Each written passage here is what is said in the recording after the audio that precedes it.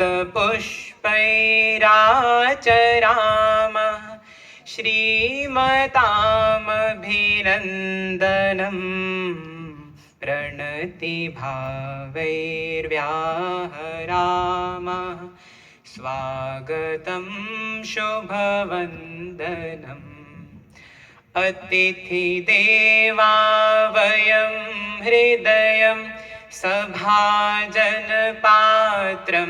विधाय अतिथिदेवा वयं हृदयं सभाजनपात्रं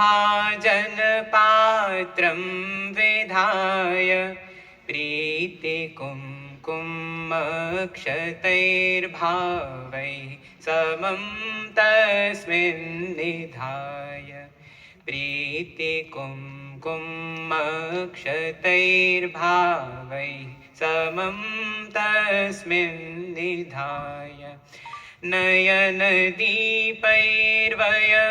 कुर्मो मतिमतानीराजनम् नयनदीपैर्वयं कुर्मो मतिमतानीराजनम्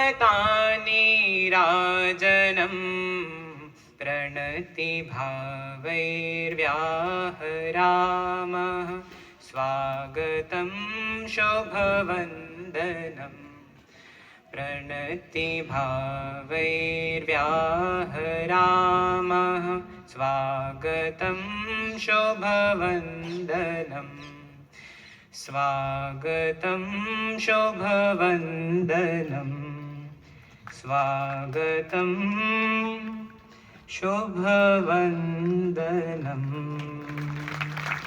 धन्यवाद।